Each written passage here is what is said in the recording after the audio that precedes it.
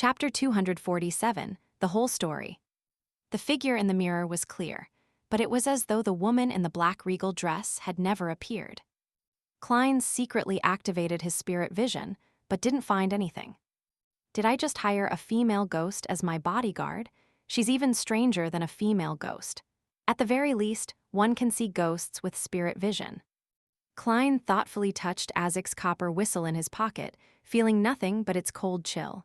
Like before, it didn't have any additional changes. She's unaffected by the copper whistle. Seems like she isn't an undead creature. However, I can't be sure. Back then, the copper whistle was buried with me, but the corpses surrounding me didn't act abnormally. Was it because those buried in the cemetery have experienced a send-off by the priests and bishops? When does it work and when doesn't it? When this business with the ambassador is over, and if I'm still alive, I'll go to the cemetery and try to figure out the scope of its effect and its limits. I can't always carry a time bomb like this. Klein washed his face and walked out of the bathroom. Just as he picked up the newspaper in the living room and was going to read it in the living room or bedroom, he heard the doorbell ring. Klein's mind tensed up when he heard the tinkling sounds. He put on his coat, with all kinds of materials in it, and walked towards the door gingerly. He clearly knew that danger was approaching in the next few days. After standing behind the door and waiting for a moment, the scene outside naturally surfaced in Klein's mind. The crimson moon was faintly discernible in the sky. The elegant gas lamps on both sides of the street lit up the wet road. A boy wearing an old coat stood there. His bright red eyes were deep and adrift.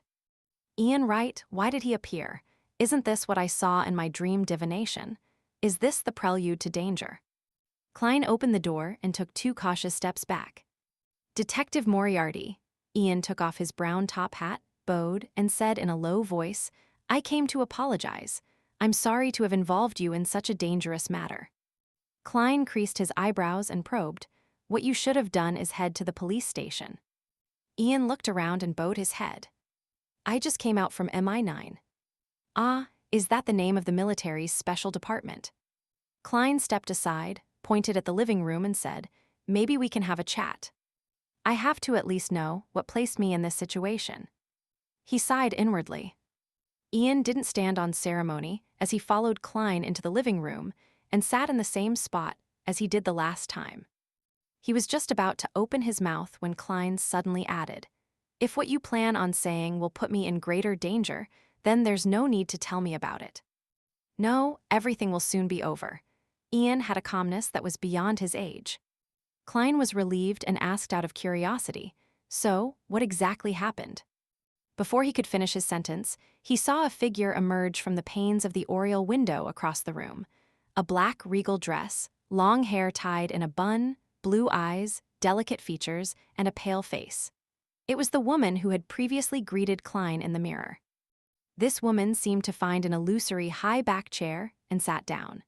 Her left palm supported her right elbow while her right hand supported her face, pretending to listen attentively while appearing expressionless. For a moment, Klein was left at a loss. Ian, who had been silent for a few seconds, said softly, "In fact, Detective Zeriel is a spy for the Fasak Empire. He adopted several vagrant children and taught them how to gather intelligence. I am one of them. So that's how it is. I was involved in a huge spy conspiracy." Klein suddenly felt enlightened. Ian looked at the coffee table and continued, "We have the advantage of age and are often ignored by others, allowing us to gather a lot of useful information. 2 weeks ago, I stumbled upon clues regarding Helmasuin's manuscript." Helmasuin, Klein found the name familiar. Ian looked up at him and explained, "Tyranny von Helmasuin, the greatest scientist after Emperor Roselle, a mathematician, a mechanist, and the father of the second-generation difference engine." So it's him. Klein suddenly remembered the relevant information. He wasn't only a great scientist, but also a crazy scientist. He believed that the inherent flaw in the existence of humans could only be fixed through machines. He loved eating sugar as if it was his own energy source. He mysteriously disappeared while researching a third-generation difference engine and was an important figure that every country was trying to find. His manuscript, Does the manuscript involve third-generation difference engines? Klein asked probingly. A difference engine was a mechanical device for computing. It could effectively improve the efficiency of scientific research and various projects. In Klein's opinion, it was an alternative computer in the age of steam. Of course, it could only do computation at present. Ian shook his head. I'm not sure, I didn't actually see it. Perhaps it had some related ideas. He paused for a moment, then went on to recount what had happened. When I reported this to Detective Zerial, he was very happy and told me to follow up on that lead while he immediately reported it to his superior. It took me some time to determine where the manuscript was, but I was afraid of the danger, so I didn't steal it directly. I decided to return to Detective Zerial, and after that, it was as I told you. Detective Zerial's house was infiltrated while many of the tiny traps were not restored, and he didn't respond to my contact request. The Z-Manger gang tried to capture me. With your help, I confirmed the death of Detective Zerial. I took a fake tooth from his corpse. Oh, that happened after we parted. Detective Zerial told me that, inscribed on the inside of the fake tooth, there was a method to urgently contact his superior. It was a method that even he didn't know of and was something he would only remove if an accident occurred. Klein nodded slightly and said, "So you sent a telegram?"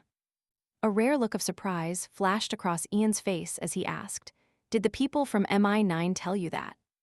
"No, a friend of mine happened to see you on Bacardi Street." Klein casually made up an excuse. "I see."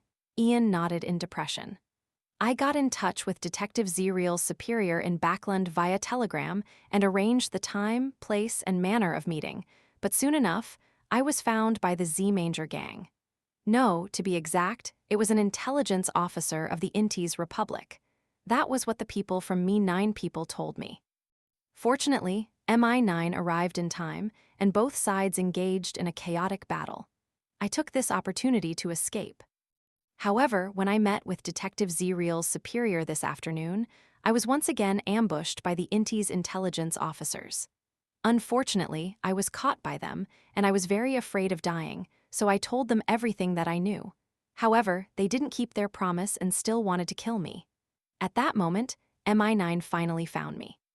It is only during such times when you look like a 15 or 16-year-old teenager. Just as Klein was reflecting over this, he suddenly thought of a problem from what Ian had just said. Back when he discovered that something important was left behind on Zerial's corpse, and that Ian had successfully taken it away, he had written the matter off, thinking that the Beyonder was lacking in skill, and that the Beyonder had missed out on something because the mediumship provided little useful information. However, after confirming that the ambassador had a mid-sequence Beyonder of the seer pathway, the situation became extremely peculiar. With powerful mediumship, it was impossible for the fake tooth to not be discovered. Leaving the body in such a remote and hard-to-find place didn't seem like a trap. Combined with Ian's description, the answer was obvious. Klein nodded and said, "Have you ever thought of the possibility that Zerial's superior has traitors around him, a traitor who has defected to the Intis intelligence services? That's also why Zerial was exposed and killed when he obtained the clue to the manuscript, as well as why you were ambushed. It was because the Intis ambassador had information about Zerial's superior, which was why he didn't pay much attention to the urgent communication method inscribed on the inside of the tooth.